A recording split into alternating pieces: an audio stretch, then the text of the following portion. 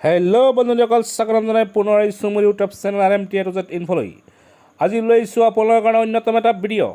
আজিৰ ভিডিঅ'টো হৈছে যে অসমৰ মুখ্যমন্ত্ৰী হিমন্ত বিশ্ব শৰ্মাই ফচল বীমা যোজনাক লৈ এক বৃহৎ ঘোষণা কৰিছে। এই ফচল বীমা যোজনাক কি ঘোষণা কৰিছে? যদি বন্ধুসকল আপোনালোকৰ এই ফচল বীমা যোজনা কৰা আছে, তেতিয়াহ'লে আপোনালোকে লাভ কৰিব পাৰিব ধন।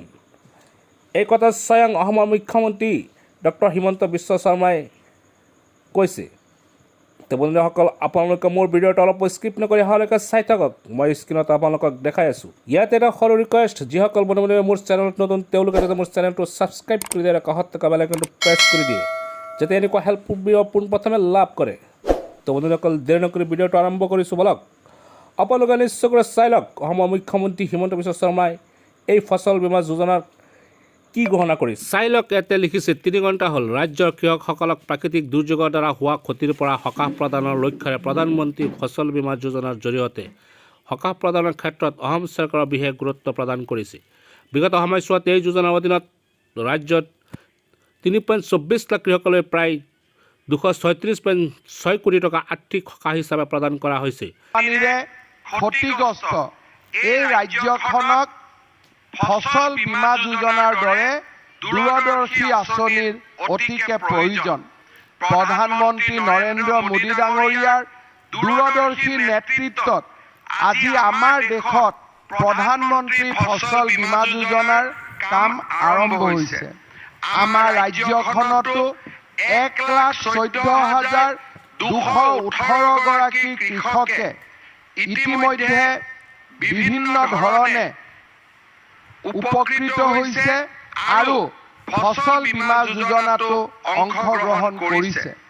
2019 বৰ্ষৰ আৰম্ভ হোৱা এই আঁচনিখনত ৰাজ্যৰ 8,38,459 গৰাকী কৃষকে ইতিমধ্যে 504 কোটি টকা ফচল বীমা যোজনা হিচাপে লাভ কৰিছে।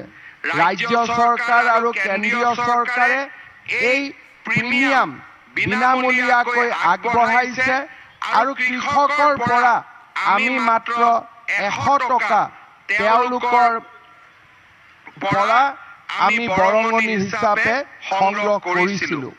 আজিও আমাৰ ৰাজ্যত আনুষ্ঠানিকভাৱে ফচল বীমা যোজনাৰ 236 কোটি টকা আজিৰ পৰা আমি আনুষ্ঠানিকভাৱে বিতৰণ আৰম্ভ কৰিলোঁ।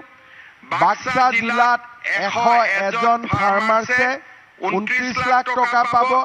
বৰপেটাত 8,284জন ফাৰ্মাৰ্ছে প্ৰায় 33 লাখ টকা পাব। বিশ্বনাথত 11 লাখ টকা। এই ধৰণে আমাৰ ৰাজ্যৰ 3,24,065 গৰাকী কৃষকে 236 কোটি টকা ফচল বীমা যোজনাৰ পৰা লাভ কৰিবলৈ সক্ষম হ'ব। মই আশা কৰোঁ যে আজি আমি যি ক্লেইম আমি ডিষ্ট্ৰিবিউট কৰিছোঁ আৰু এই ক্লেইমছৰ ধন আমাৰ কৃষকসকলে পাবলৈ অলপ সময়ৰ পিছতেই তেওঁলোকে পাবলৈ সক্ষম হ'ব। কৃষকসকলে যাতে বানপানীৰ সম্ভাৱ্য পৰিস্থিতিত হ'বলগীয়া ক্ষতিৰ কাৰণে ফচল বীমা যোজনাত অংশগ্ৰহণ কৰিবলৈ আগবাঢ়ি আহে, তাৰ বাবে মই বিনম্ৰ অনুৰোধ জনাম। আৰু ৰাজ্য চৰকাৰৰ ধান ক্ৰয়, সৰিয়হ ক্ৰয় আদি কৃষকৰ যিবিলাক আমি সুন্দৰ আঁচনি কৃষকৰ বাবে মুকলি কৰি দিছোঁ, এইবাৰৰ পৰা সমবায় সমিতিৰ জৰিয়তে বিক্ৰী কৰা গাখীৰত আমি 5 টকাকৈ ৰাজসাহায্য অতিৰিক্তকৈ দিবৰ বাবে সিদ্ধান্ত লৈছোঁ। এই ধৰণৰ জনকল্যাণমুখী আঁচনিসমূহত যাতে অংশগ্ৰহণ কৰিবলৈ ৰাজ্যৰ কৃষক বন্ধুসকল আগবাঢ়ি আহে।